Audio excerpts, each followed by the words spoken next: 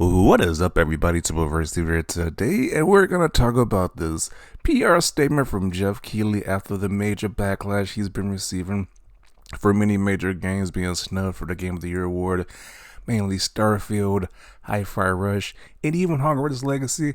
So he was getting a lot of backlash that even Xbox tax was trending. So this is his official response to that the the, the Xbox tax claim right here. So he didn't officially address Xbox, the snuff for Starfield and Hi-Fi Rush, but this is kind of pretty much addressing it though.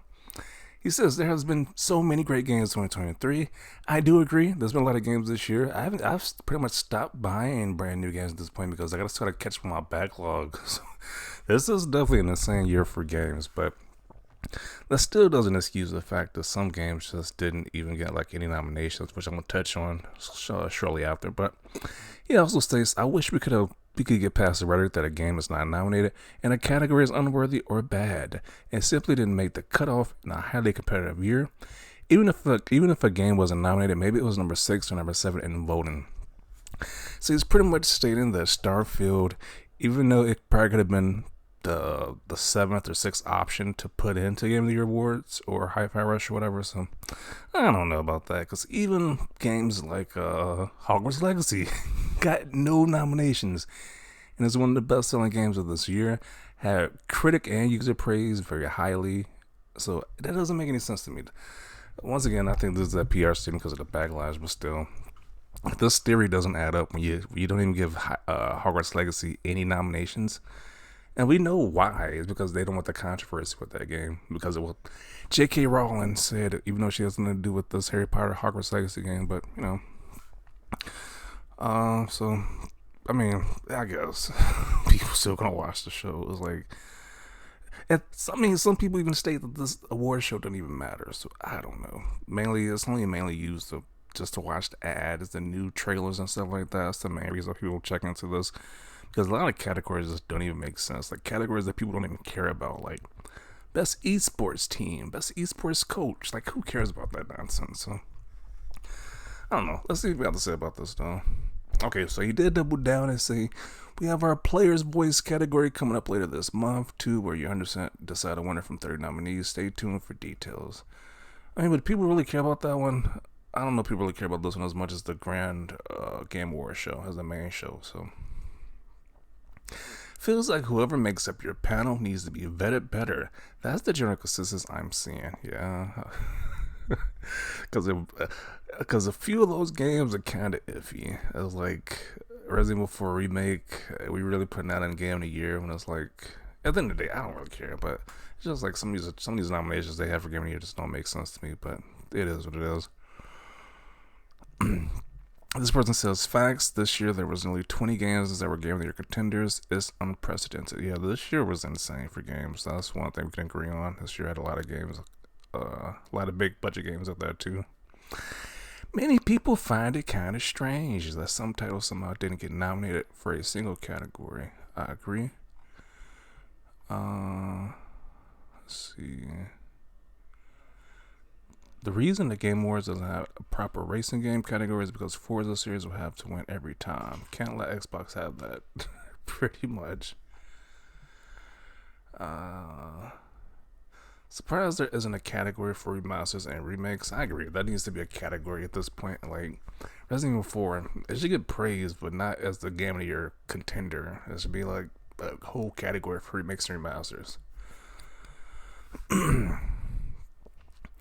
Stop throwing racing games in the toilet. Give us a category and get FM8 out of there.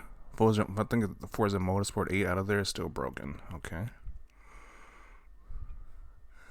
Hogwarts Legacy was snubbed, and we all know why. Yeah, we know why. When I said Hogwarts Legacy was amazing, people said it's not nominated because it was bad. Even with this post, though, we all know the real reason Hogwarts Legacy didn't make the cut. Everybody knows. It's so obvious, especially with how liberal the gaming media is. So it's like there's no reason why it's not a big shocker they got rid of it. They wouldn't even nominate it, and that's like one of the greatest games of this year. With all due respect, no one holds the Game Awards to that high degree that they will write off thousands of games that don't get nominated. Hogwarts. Let's address the elephant in the room. I like how he didn't touch it. I kind of want to see him talk about that. Like, why is that nominated? I know he's not going to address it. Of course, they're not going to address why Hogwarts Legacy isn't nominated, but I would love to hear why. What type of BS excuse he's going to use to why that game didn't get any nominations. That'd be hilarious to see. If you want a different vibe, actually commit to changing the culture around the showcase. Have a larger and more diverse panel. Yeah, I do agree. They do need a bigger panel. It needs to be more diverse. Pretty sure they got the same industry people to use every year at this point. And have more categories. Fueling the discourse for engagement farming has absolutely not helped either. Okay. So in other words, stop crying Xbots. Yes, because the large outcry for why Hogwarts Legacy is just Xbox fans, apparently. While Hogwarts Legacy wasn't nominated, was just Xbox fans complaining according to this guy.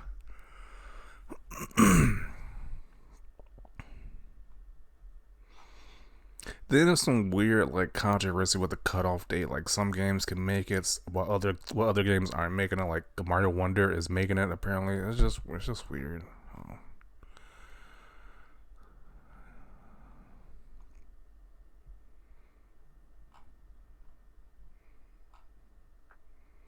This Final Fantasy 16 not being nominated still doesn't change my opinion of the game or anyone else who actually played it.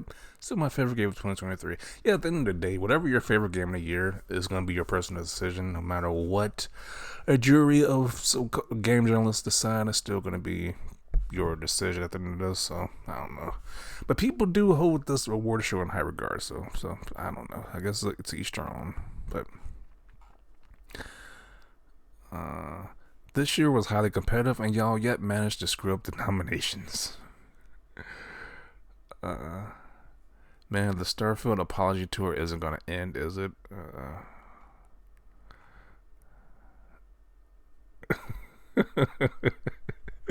keep saying this is Xbox fans angry about those, which is hilarious.